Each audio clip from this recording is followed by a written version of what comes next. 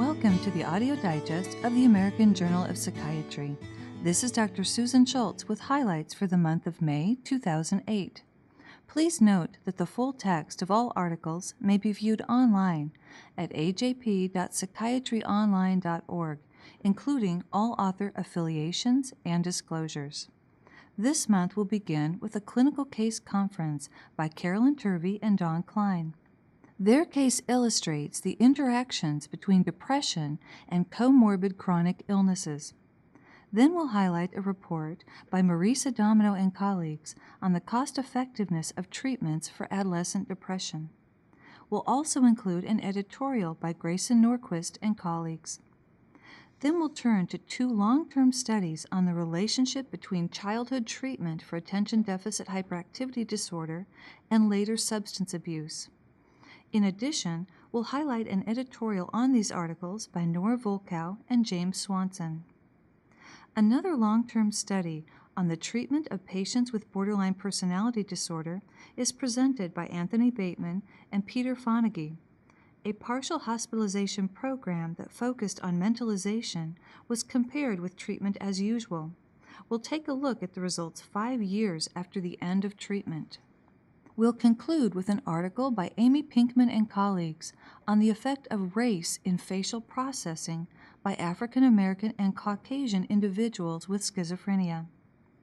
Let's begin with the clinical case conference by Carolyn Turvey and Don Klein, Remission from Depression Comorbid with Chronic Illness and Physical Impairment. The patient is referred to as Mr. R. He was 56 years old and had been a farmhand until he was forced to stop because of chronic medical conditions. He suffered from hypertension, insulin-dependent diabetes, chronic obstructive pulmonary disease, congestive heart failure, arthritis, obesity, and repeated episodes of gout. He reported both cognitive and neurovegetative symptoms of depression and had been taking 60 milligrams of citalopram per day for at least a year. The authors note that chronic illness is becoming the predominant medical presentation in late life. People with these impairments need to find a new definition of normal in order to build a satisfactory life. A trial of psychotherapy alone or with medication is often recommended for people with depression and comorbid medical illness. The psychotherapy provided to Mr. R was tailored in 3 ways. First, it specifically addressed the connection between impairment and mood. Second, it was a hybrid of interpersonal psychotherapy and behavioral activation. Last, it was conducted primarily by telephone. Many chronically ill patients are homebound and are not able or not willing to make weekly visits to a remote medical center. The treatment lasted for 12 sessions. 3 of these were conducted in the patient's home. The others were conducted by telephone and lasted approximately 30 minutes. The first session occurred in person, and it covered ways to maximize open discussion on the telephone. In the past, when Mr. R faced difficulties, he would throw himself into his work. He was determined to return to his prior level of functioning. He would repeatedly set unrealistic goals, overexert himself, and then find himself incapacitated for several days or a week. This pattern occurred so often that he became very discouraged and stopped setting goals entirely. At the start of the study, his primary activities were watching television and caring for his 18-month-old grandson. One challenge was helping Mr. R come to terms with his impairment without triggering hopelessness or despair. The therapist made clear that the goal of the therapy was to maximize function and help Mr. R find more successful ways of achieving his goals. The therapist gently but firmly pointed out that setting unrealistic goals actually precipitated his withdrawal and decline in function, precisely what he was trying to avoid. The Therapeutic Plan made use of key problem areas used in interpersonal psychotherapy to help patients come to terms with their functional impairment. The first was grief and loss. In this context, the grief was for Mr. R's prior level of functioning. One goal of therapy was to help him learn how to readjust his expectations. Because chronic illness is progressive, patients need to readjust their expectations repeatedly. Psychoeducational materials also discuss the interpersonal consequences of becoming functionally impaired. Mr. R focused primarily on two issues: his difficulty in asking for help and his concerns about being a burden. The discussion of impairment within the framework of loss and role transition occurred primarily in the first 4 sessions. At that point, the therapist and Mr. R started to lay the groundwork for the behavioral activation. The therapist instructed Mr. R to pace himself. For example, he could use ranges when setting goals. Instead of setting the goal of seeding the garden in a single afternoon, he was advised to aim for doing it in the next 3 to 5 days. Likewise, prioritizing goals was emphasized. Instead of attempting 5 goals, he should aim for 1 or 2. Mr. R defined 2 behavioral goals based on activities that had been meaningful to him in the past: gardening and collecting stamps and coins. To do so, he would need some ongoing support from his wife when his energy failed or when more physically demanding tasks arose. In the past, he had hesitated to ask for help. When he could no longer do these hobbies entirely on his own, he gave them up. During therapy, he solicited help from his wife and was able to sustain both activities. The case of Mr. R also illustrates the need for the broader theoretical model provided by interpersonal psychotherapy. The course of his recovery was not uniform. After an initial improvement, he suffered low mood related to 2 issues: conflict over care of his grandson, and relapse of his gout. These issues would not be anticipated in therapy focused primarily on coping with physical impairment. Since the treatment was based in the broader theory of interpersonal psychotherapy, other techniques could be harnessed to address these issues. In this case, communication and assertiveness skills helped Mr. R set child care boundaries with his stepdaughter and receive adequate medical attention for his gout. Now let's turn to the article by Marisa Domino and colleagues, Cost Effectiveness of Treatments for Adolescent Depression, Results from TADS. The acronym TADS stands for Treatment for Adolescents with Depression Study. Earlier results showed that adolescents with depression had better symptom outcomes after 12 weeks of treatment with fluoxetine than patients treated with placebo. This was true for both fluoxetine monotherapy and for the combination of fluoxetine and cognitive behavioral therapy.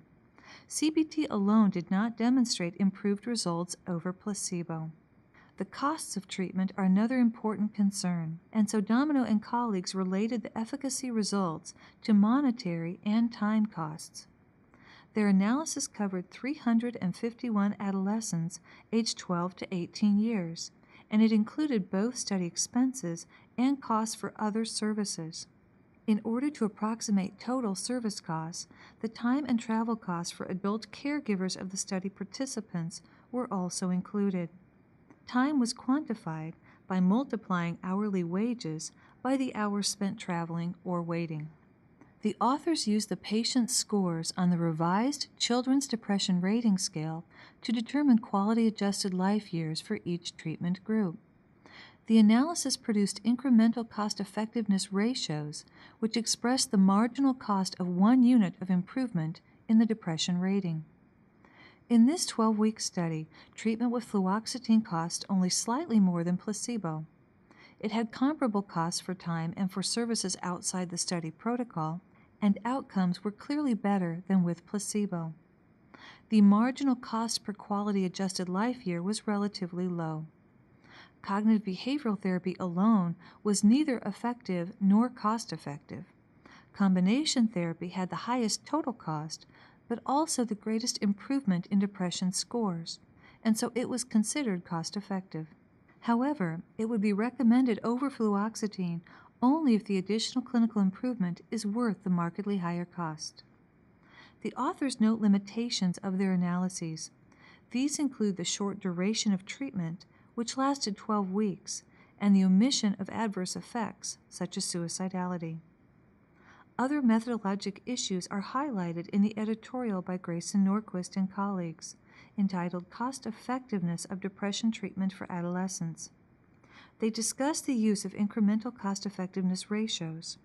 Incremental costs and effects are measured relative to a control, which in this case is the placebo group. The incremental cost-effectiveness ratio for fluoxetine relative to placebo was $61 per unit decrease on the Children's Depression Rating Scale. For combination treatment relative to placebo, it was $249 per unit decrease. In other analyses, the incremental cost-effectiveness ratio for fluoxetine showed it to be 4 to 5 times more cost-effective than combination therapy. The gold standard of clinical efficacy research is comparison to placebo. However, a placebo baseline, rather than a no treatment or treatment as usual, is problematic for cost-effectiveness analysis because the choice of comparison group affects the incremental cost-effectiveness ratio for the treatment of interest. Incremental costs and incremental effectiveness can be interpreted in a straightforward way when a new treatment is compared with an older treatment. Interpreting an incremental cost-effectiveness ratio with placebo is not straightforward because the costs of placebo treatment are an artifact of the research design. In terms of effects, it is clear that when compared with placebo, the incremental clinical gains of fluoxetine, for example, are due to the active treatment effects of the drug. But what is the meaning of an incremental cost of an active treatment compared with placebo when substantial costs attributed to the placebo exist only because of the research design? The mean cost with placebo was 84% of the cost with fluoxetine. Thus, in the calculation of the incremental cost-effectiveness ratio, the incremental effects of fluoxetine are figured in relation to only 16% of the cost of treatment with the drug. This makes the ratio lower and much more favorable than it would be if fluoxetine were compared to no treatment, which has no effects and no costs. Benchmarking combination therapy against placebo also makes its incremental cost-effectiveness ratio more favorable. But because 57% of the costs of combination therapy are incremental over placebo, the effect on this ratio is proportionally less. Computing incremental cost-effectiveness ratios relative to a costly placebo improves the overall cost-effectiveness of all interventions, and it exaggerates the difference between the drug alone and combination treatment. The chosen measure of treatment effects, quality-adjusted life years, measures both quantity and quality of life years. Quality measures are gleaned from estimates made by one sample of respondents and then extrapolated to the sample under consideration, ideally a sample with similar characteristics. To determine the effect of an intervention on quality of life over time, one multiplies the extra years obtained through the intervention by the health utility assigned to living in a particular condition.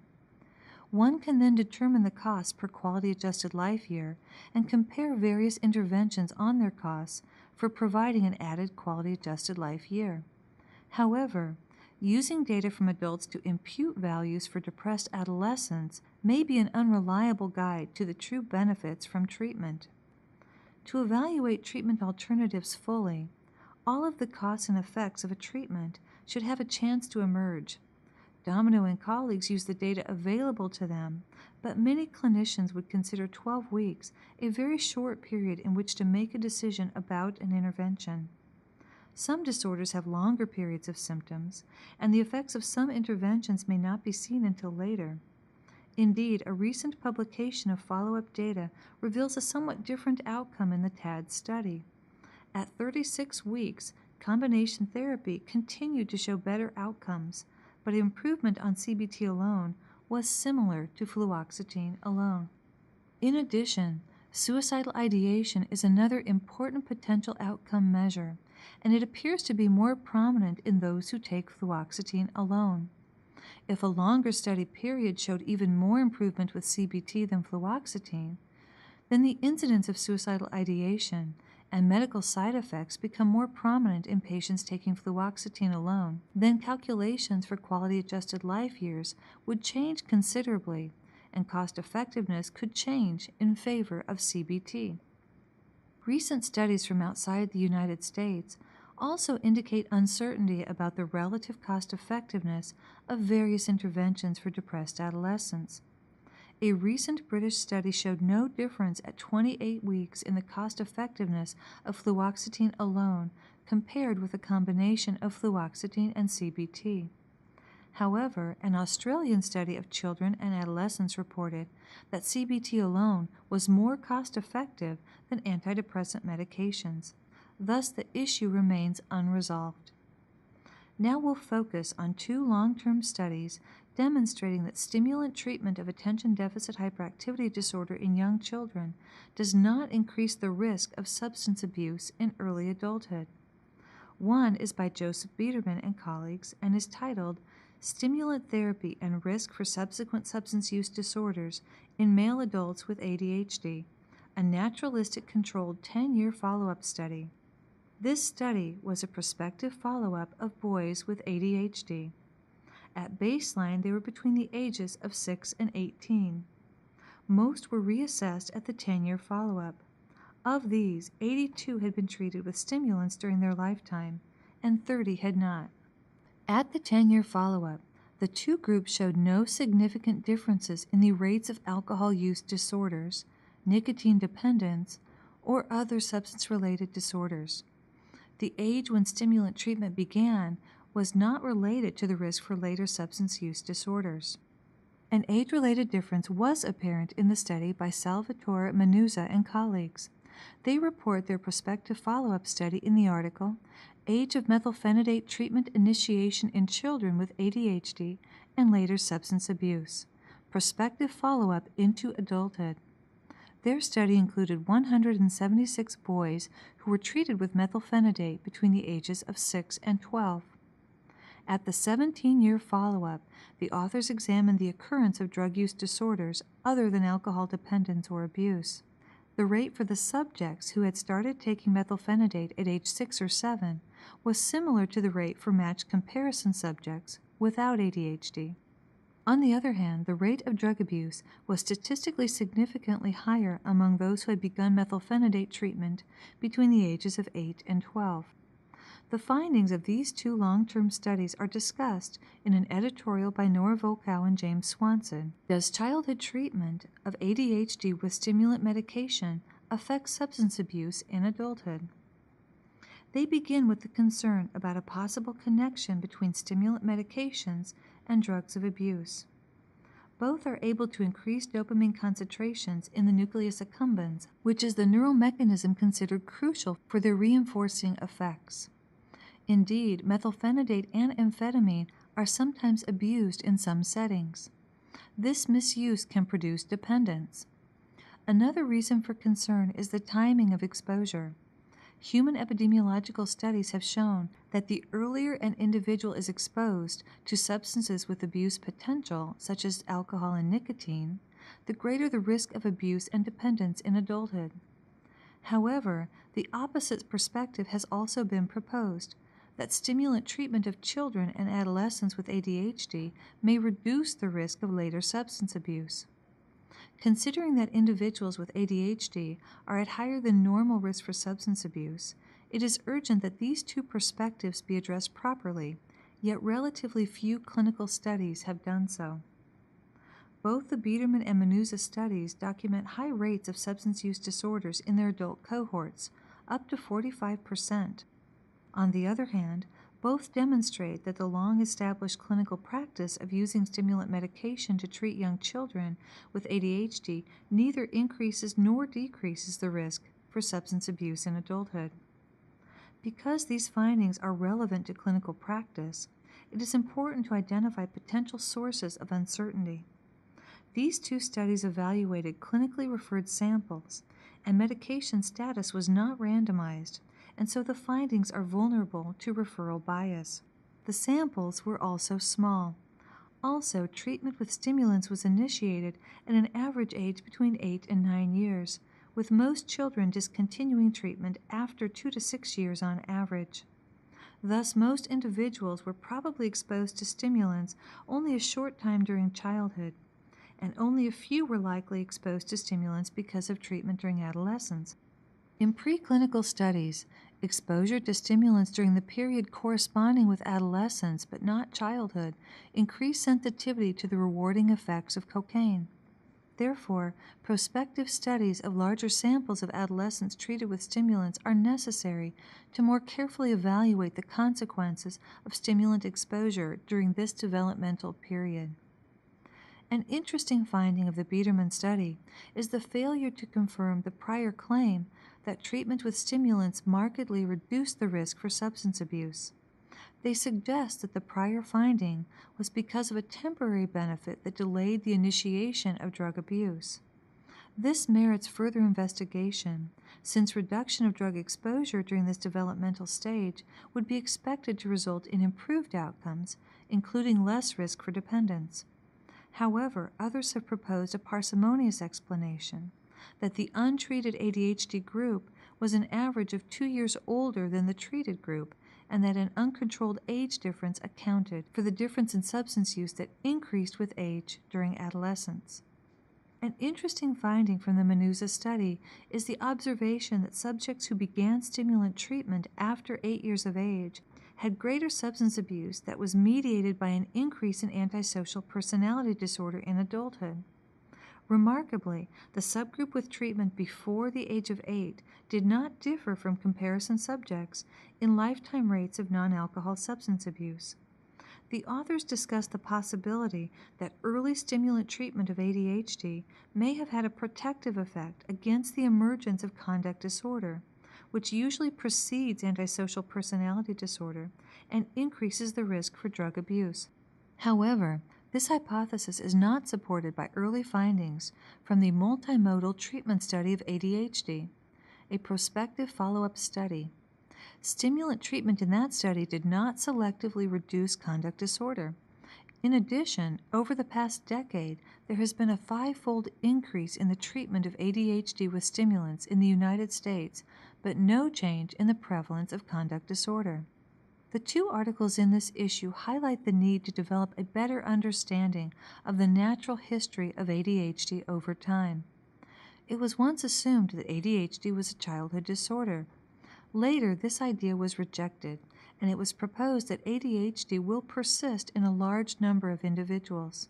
Thus, an important question is whether the condition limited to childhood and the form continuing into adulthood have different neurobiologies, and whether they have different vulnerabilities for substance abuse and for long-term effects of stimulant treatment. A fundamental question is why there is such a high comorbidity between ADHD and substance abuse. There is evidence of impaired brain dopamine activity in individuals with ADHD, which could explain why these individuals are at a greater risk of abusing drugs, since drugs of abuse acutely but temporarily raise the dopamine concentrations in the brain and could temporarily improve ADHD symptoms. In contrast, chronic drug abuse decreases dopamine brain activity. Inasmuch as dopamine modulates the activity of brain regions implicated in the symptoms of ADHD, chronic drug exposure in ADHD individuals could exacerbate the symptoms of the disorder. Now we'll turn to the treatment of borderline personality disorder. Anthony Bateman and Peter Fonagy present long-term results in their article, 8-Year Follow-Up of Patients Treated for Borderline Personality Disorder, Mentalization-Based Treatment versus Treatment as Usual. The study treatment consisted of 18 months of partial hospitalization with individual and group psychotherapy. Expressive therapy using art and writing groups was included.